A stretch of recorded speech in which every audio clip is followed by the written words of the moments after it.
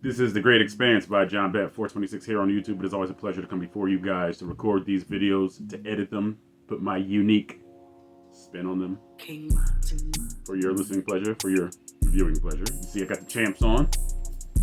Pittsburgh Steelers, yeah. We just signed Russell Wilson, so that means we should be getting some footage in the box of the beautiful Sierra. Level up. Okay, maybe she won't get as much attention as Taylor Swift, because Taylor Swift is a much larger artist, you know what I mean? But anyway, we got a Super Bowl champion coming off the bench, and he might even start.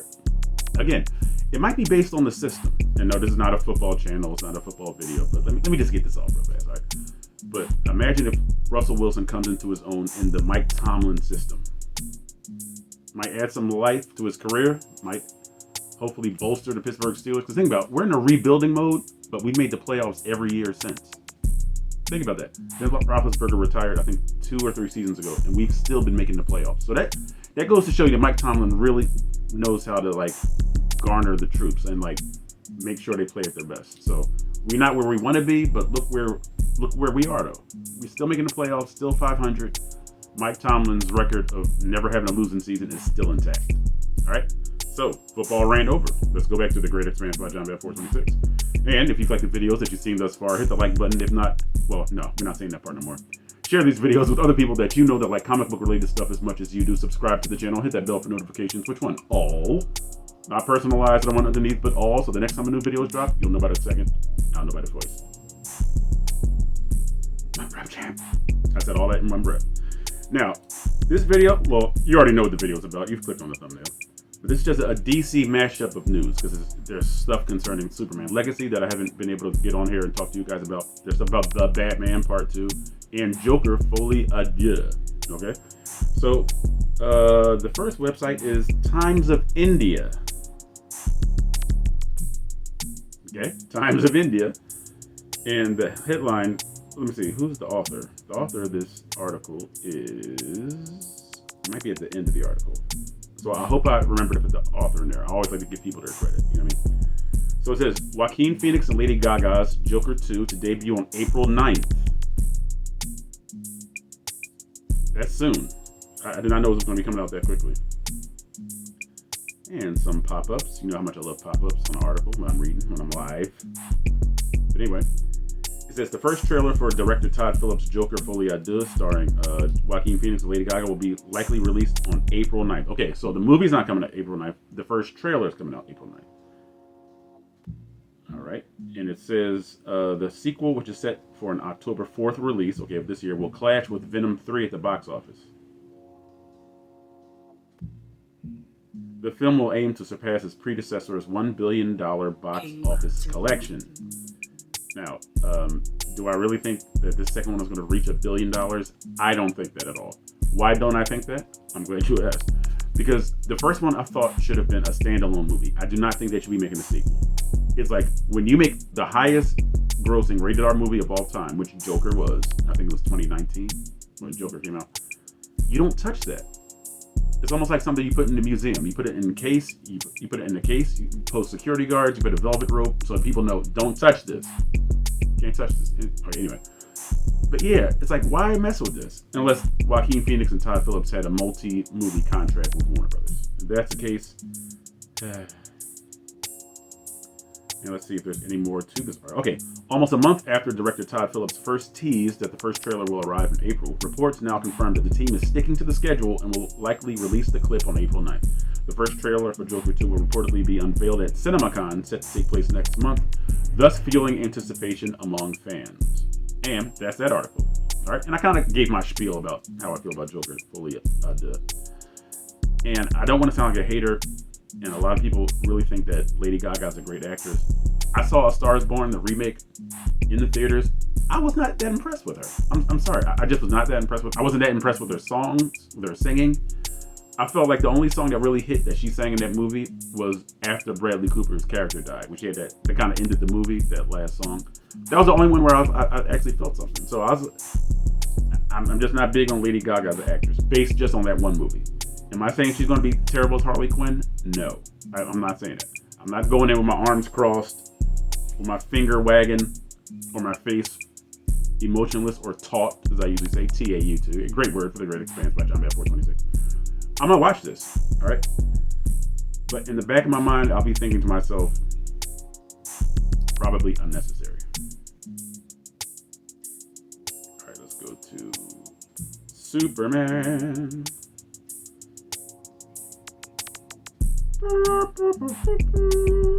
Okay, and this website is comicbookmovie.com. All right, and the author is Mark Cassidy. Superman set photos reveal Maria Gabriela de Faria as the engineer. Now, if you saw my last video concerning the epic villain in the Superman movie, I kind of went off on it. Because nobody knows who the engineer is, so how can it be an epic villain if nobody knows who they are? That's like her showing up to the crime scene and they're like, oh my god, this villain is so epic, but we don't know who she is. No, she's not epic. Sorry. Now, am I saying that she's going to stink in the movie? No. Because based on her powers and abilities, she basically sounds like the T-1000. And I think it would be good to see like sort of a modernization of the technology that went into Terminator 2. You know, because the T-1000 could form like these like long swords and stuff with his arm. And back then, that technology was revolutionary. Okay? So, an updated version of that, I'm interested to see like how it'll go. Like, now I'm intrigued. You know what I mean? So, the first photo sets from the set of Superman have found their way online. And while they don't feature David Cornsweet's Man of Steel, because I think they really want to make his reveal in the suit a big deal. Bars. They do give us a look at Maria Gabriela de Faria as the engineer. As filming continues on James Gunn's Superman, Legacy has been dropped. In Svalbard, Norway, the first photos from the set have been shared online. Okay. Unfortunately, these shots don't reveal David Cornsweet suited up as the Man of Steel, but they do give us a first glimpse of Maria Gabriela de Faria in costume as the engineer. I will be posting those pictures, okay? The deadly another pop-up in the middle of the video. The deadly class actress was spotted shooting a scene in a harness, most likely for a flight sequence, and leather outfit, sporting the same hairdo she had in the officially released cast photo. I did not see that. In the comics, Angela Spica, aka Engineer, is a member of the super group known as the Authority. I did not know she was a member of the Authority. News to me. She has a liquid body due to nanites in her bloodstream and has the ability to create solid objects with this metal alloy. So that coincides with what I was saying about the T-1000. We don't know if these exact powers will carry over for the character's big screen debut, however. Check out the Superman set photos at the link below and be sure to keep an eye out for updates. This is justjared.com. Okay.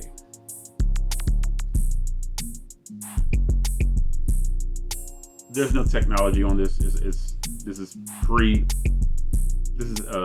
what's that called? This is still principal photography, so there's no special effects on it at all. So right now, she looks like she's visiting the set. I mean, like she just has a very attractive young actress too. Cute. But she just has like a weird, almost bowl cut braids, so there's no hair around her ears. I used to get haircuts when I had hair until I dyed it invisible. And she has like a leather suit on, so she looks like she could be like in Times Square just walking around. Nobody would know she was filming a movie. All right, that's not shade. That's just me being me. All right. Okay, Superman will also star Rachel Brosnahan as Lois Lane, Nicholas Hoult as Lex Luthor, Isabella Marcid as Hawkgirl, Edie Cathegi as Mr. Terrific, Nathan Fillion as Green Lantern, Guy Gardner, and Anthony Carrigan as Metamorpho. More recently, Sarah Sampaio signed on to play Lex's assistant/lover, Eve Teschmacher, and Skylar Gisondo has been cast as Jimmy Olsen. Skylar? That sounds like a female's name, but anyway. Millie Alcock's Supergirl is also rumored to make her debut ahead of her own Woman of Tomorrow movie, but that's yet to be confirmed.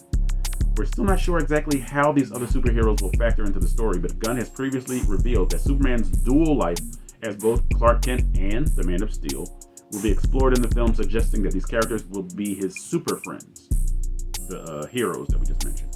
Whether they'll be part of an actual team or not remains to be seen. This is a quote from James Gunn. Overjoyed to be announcing the start of principal photography on Superman today, February 29th, which just so happens to be coincidentally and unplanned Superman's birthday. Gunn captioned the logo photo. When I finished the first draft of the script, I called the film Superman Legacy. By the time I locked the final draft, it was clear the title was Superman, he added. Making our way to you, July 25th, July 11th, 2025. And that's the end of the article. Superman. So it's no longer Superman Legacy, it is just Superman. And I think that works. That works better, okay? Superman Legacy is a little more nuanced, is a little more involved. You know what I mean? It's like something comes along with it when you add a name to the superhero. So now when they came out with The Dark Knight Rises, you knew they didn't want to just go with The Dark Knight Returns.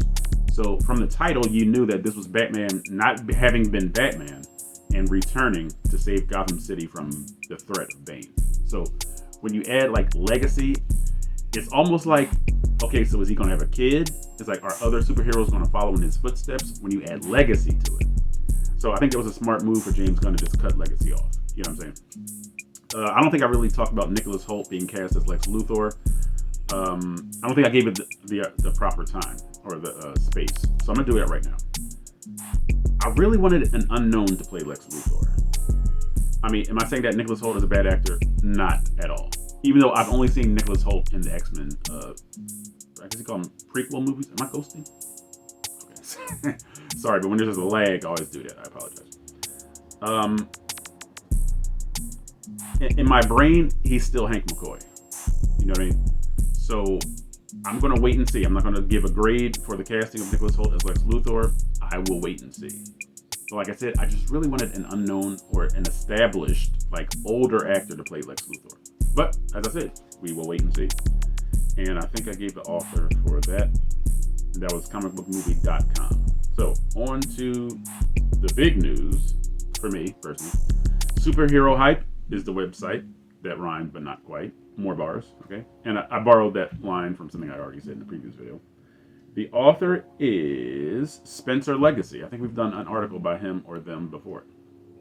The Batman Part 2 delay, reason reportedly revealed. You know how I feel about the Batman, Robert Pattinson and Matt Reeves. I really like this iteration of Batman. It's different, it's new, it's really gritty. Gotham City is a character in this movie, in this franchise. And that's why I'm so hyped to see the Cobblepot series. I actually need to find out more news about the Cobblepot series. If it's still, moving full steam ahead or not. But hopefully, this delay isn't anything catastrophic. Maybe it's because of the strikes from last year that they had to push it back. Hopefully it's nothing like earth-shattering. After news broke yesterday that the Batman Part 2 was delayed, the reason for the DC Studios sequel being pushed back may have been revealed. So when you hear words like may have, that means it's not concrete. You know what I mean? It's not. This is definitely why this happened. It may have been revealed. Insider Jeff Snyder, that does run, took to Twitter to report a potential reason for the film's change in release date. Snyder explained that though last year's entertainment strikes didn't help the situation, he's heard the sequel's delay is due to a lack of available stages. Okay, so that is based on the strikes. As Warner Brothers was deciding on timing, stages ended up being reserved for other projects, leading to this situation. Okay, so here's the tweet where Jeff Snyder said this. I'm not going to post the tweets. I just read what he said. Little is known about the plot of the Batman Part 2 so far. Though Robert Pattinson is set to return as the titular Dark Knight, the first film did tease the Joker and leave the Riddler alive at Arkham. So one or both of these iconic antagonists could make a return.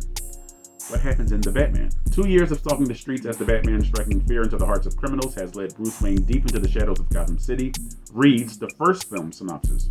With only a few trusted allies, Alfred Pennyworth, and they had a really cantankerous relationship.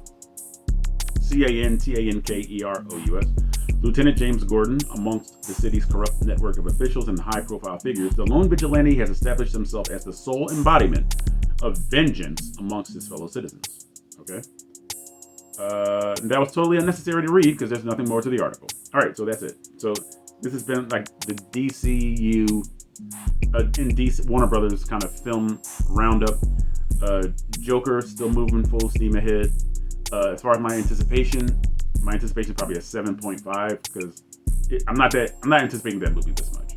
Superman 10, the Batman Part 2 12 out of 10. Okay, and hopefully they get everything right. If there aren't available stages, wait till the stages become available.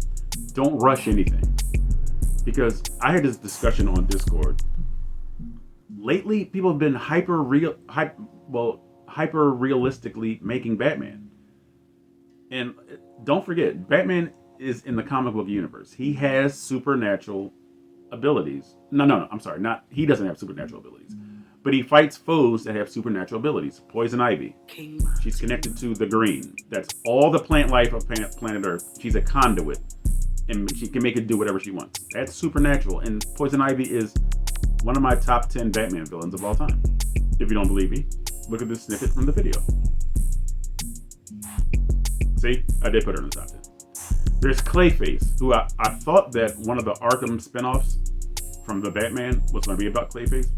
He's a shape changer. He can form axes. He can form it's almost limitless to what he can do. He's almost like the Sandman. Like, you can destroy his body, but as long as his consciousness is intact, he can always reform, and he'll be like an ageless villain. Clayface. Mr. Freeze. Come on now. We know about laboratory accidents changing people, changing ordinary people, and augmenting them or enhancing their abilities. But Mr. Freeze is really a supernatural villain, because nobody can survive in a 0-degree temperature suit, refrigerated suit, and have an ice cannon. That technology is beyond us, even as advanced as our technology is. Killer Croc. A mutated alligator man. And I think he says, hyperkeratosis. That's why his skin is basically alligator-like and leather and hard like that. These are supernatural villains that are essential to Batman's pantheon, his villain's pantheon. These 4 characters have to be in Batman comics and Batman series. So let's not make everything about Batman super hyper realistic. You know what I mean? So we can include these supernatural threats. You know what I mean? So we're going to end the video there because we're about getting close to the 20-minute mark. All right. If you like the video, hit the like button. Share it with other people that you think will enjoy it. All right. Leave a comment or a dissertation if necessary in the comment section. David Brent, please let them know where those comments or dissertations go, sir. You got it? He's pointing to where your comments go, in case you're not sure. Thank you, Mr. Brent. Do your part. I'll do my part. So The Great Expanse by John Bat 426 can and will expand. It's in the name.